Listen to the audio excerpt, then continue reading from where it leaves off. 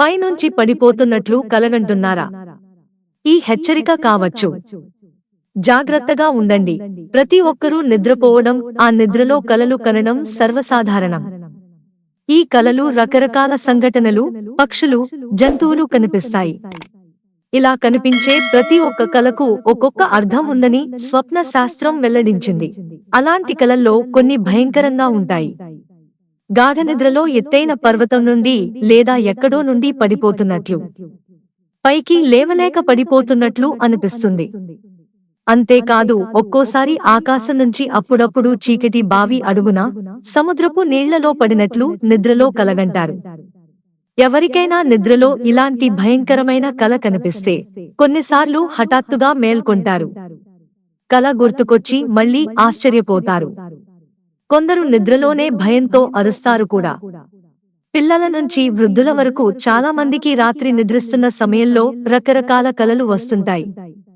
కొన్ని కలలు భవిష్యత్తు గురించి విభిన్న సూచనలను ఇస్తుందని స్వప్న శాస్త్రం పేర్కొంది. ఈ నేపథ్యంలో ఎత్తైన ప్రదేశం నుండి పడిపోయినట్లు కలలు కనడం శుభమా లేదా అశుభమా? డ్రీమ్ సైన్స్ ప్రకారం ఈ భయంకరమైన కలకు అర్థం ఏమిటో ఈ రోజు తెలుసుకుందాం. కలలో కాలు జారిపడినా లేదా అనుకోకుండా పడిపోయినా ఇది స్వప్న శాస్త్రం ప్రకారం మంచి కలగా పరిగణించబడదు.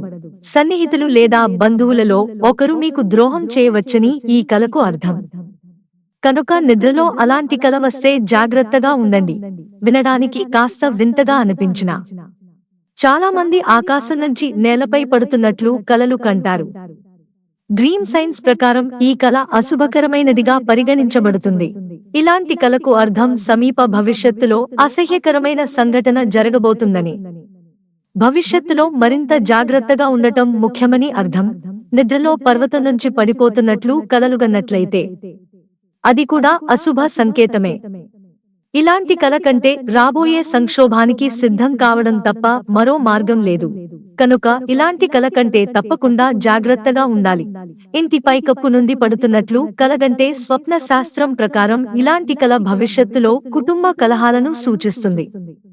ముందస్తు జాగ్రత్తలు తీసుకుంటూ కుటుంబంలో సామరస్యాన్ని సృష్టించడానికి ప్రయత్నించాలి. మిత్రులారా, ఛానల్ సబ్స్క్రైబ్ చేసుకోవడం మర్చిపోకండి. ధన్యవాదాలు.